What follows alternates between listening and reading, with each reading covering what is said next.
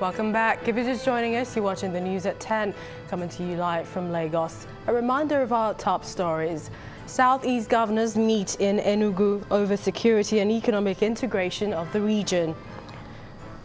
Former Vice President Namadi Sambo accuses the Independent Corrupt Practices Commission and the police of plotting to implicate him.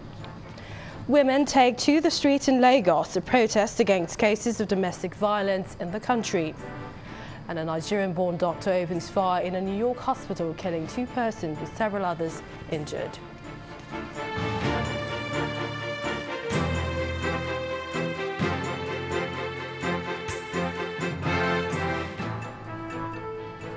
For more on our top stories and others, please visit our website, channelstv.com and youtube.com/channelsweb.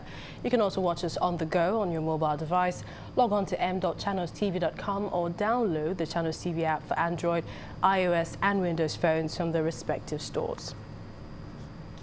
Having the Channels TV and Channels 24 apps will give you access to news and updates.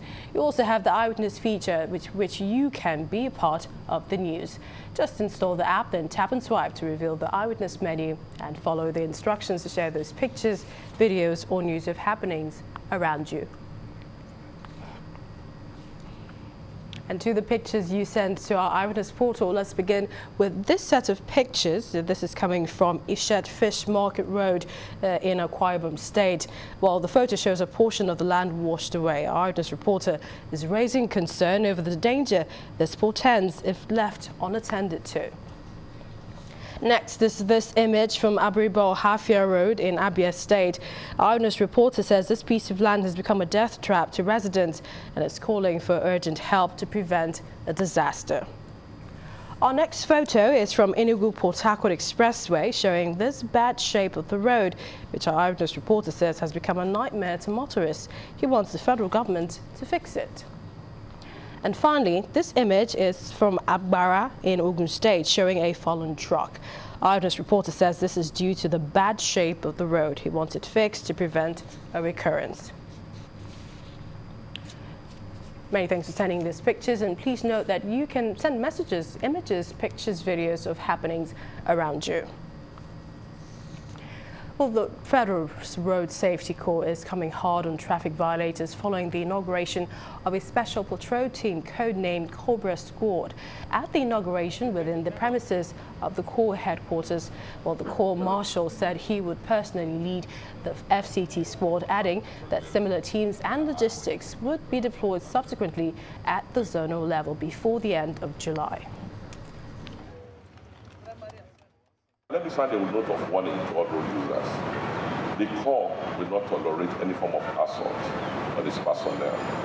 I will press for maximum punishment to make sure that maximum, with the support of the Federal Ministry of Justice, if need be, to ensure that I send them to jail. I've never said the issue of psychiatry test or any form. I'm very focused on what I'm doing. And I will take them to the appropriate hospital, government facility, and they will run a mental and psychological evaluation for me, ensure to confirm that this man is fit for driving, which is one of the criteria before you obtain license, supposed to be medically fit. I don't want to reconfirm before the appropriate punishment is given to you. And once you run foul of this, and you are confirmed that you can confiscate your license and you go to court, I will make sure you are prosecuted. The issue of fines does not come in. We need a firm approach to this. And the National Assembly have said it, that we should improve on our enforcement. The executive has said it, and we are getting the full backing of the judiciary.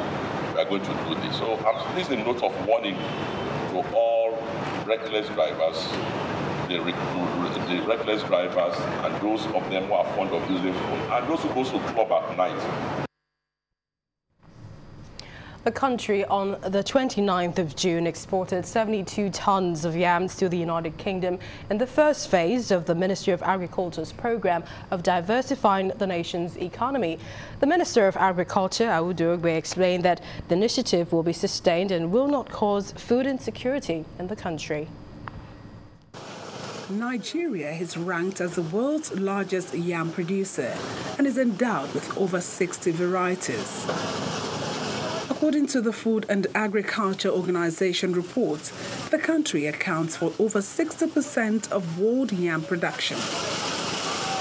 About 21 states produce yam in the country.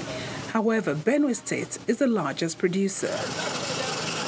According to the National Bureau of Statistics 2010-2011 report, the country produced about 18.3 million tons of yam from 1.5 million hectares, representing 73.8% of total yam production in Africa. For this reason, the federal government, through the Ministry of Agriculture, has decided to explore the prospects of the tuber and has formally flagged off the export of yam from Nigeria to European countries and the United States of America. The idea is that we should just earn foreign exchange from alternate sources, and this is one of them. The Minister of Agriculture says 72 tons of yam will be exported to the United Kingdom in the first phase of the program. There is really no shortage. New yams will be here in 2 weeks. The old stock is still there everywhere, and people in the markets are getting worried that the new yams will come and nobody will touch the old one. We actually, let me tell you this, overproduce food here. 30 to 40% of some of the food produced is wasted because of poor preservation capacity. But this will not cause any hardship. Many have applauded this initiative, especially as it is expected to contribute to the country's foreign exchange earnings. The expectation is that the government will be able to sustain the program on the long run. Joining us on the news at 10 for some perspective to the Yam export process, is a guest, and he is indeed Dr. Robert Asiedu. He is the Director Research for Development West Africa of the International Institute of Tropical Agriculture, that's the IITA. Many thanks for joining us on the news at 10. Pleased to be here. All right. What do you make of the latest agricultural revolution of yam exports abroad from Nigeria?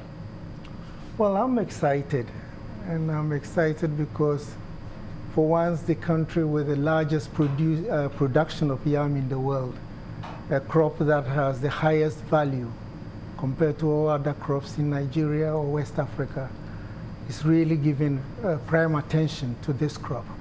So okay. That's very welcome development. Well, some people believe that the yam export would only compound our sufferings, leading to scarcity, increase in prices of the staple food.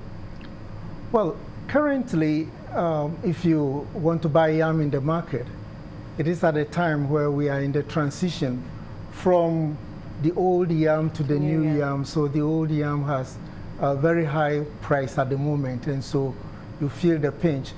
But actually, that also is a result of the fact that we lose so much of the yam. Our storage system is such that we lose so much, and we have very little on the market around this time until the new ones come in. Plus the fact that we are only relying on the yams that were harvested November, December last year, principally. So there is so much flexibility that we can bring into the system, such that we can plant yams at other times of the year and have fresh yams coming at other periods, rather than just relying on only this point where we change over. The technology exists at the moment to do that. Okay, can you give us a feasibility study of where you think we will get to, as a country in the no too distant future? The federal government says it's targeting $8 billion worth of foreign exchange annually from the export. Do you agree with that figure? Well, it is possible. The market out there can absorb a lot of yam. At the moment, we're starting with the fresh produce. And it is my hope that once this starts going smoothly, we'll even move into processed products of yam, because with the fresh material, you are actually exporting not just the food, but you're exporting about 70% water.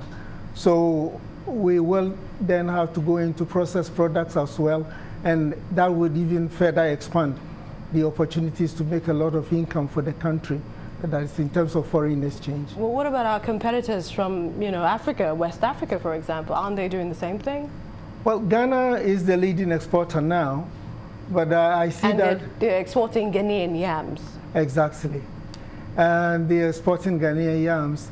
But I've also noticed that the committee that is leading the effort in Nigeria has studied very well.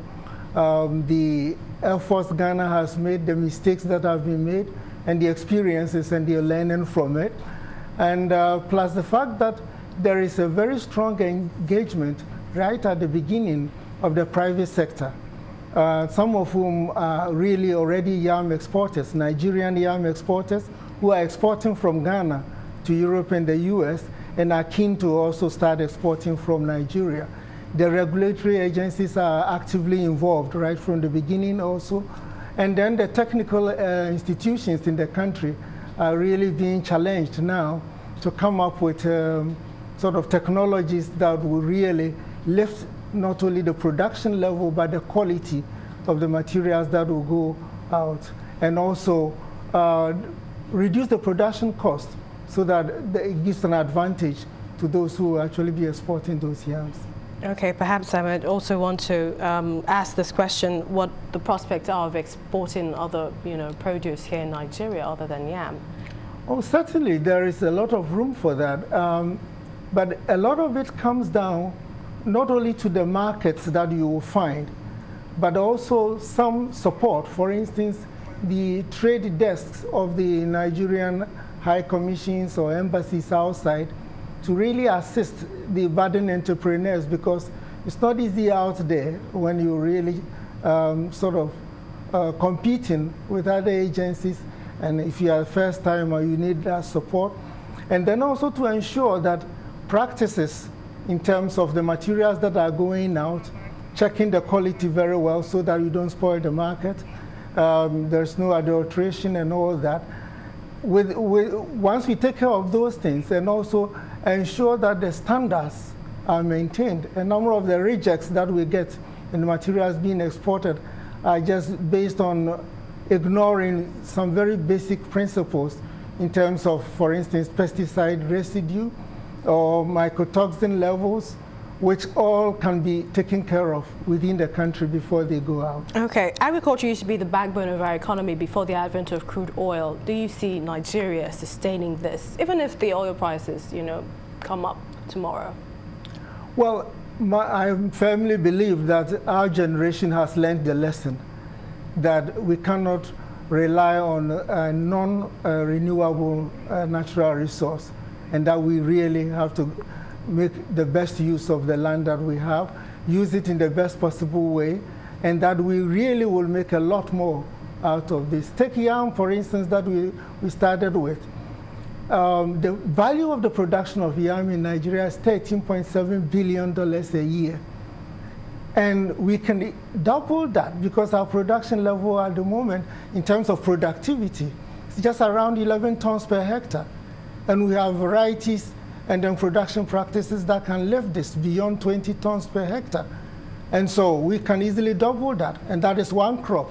So if we take all the other commodities, and these are renewable, I mean, we can continue producing more and more. So oil is no competition, actually, for this sector. All right, thank you so much, Dr. Robert Asiedu. He's Director of Research for Development in West Africa of the International Institute of Tropical Agriculture, ITTA. Thank you for coming on the News at 10. Thank you very much. And when the News at 10 returns, experts speak on managing the country's inflation rates. Well, that's coming up in Business News. Do join us again.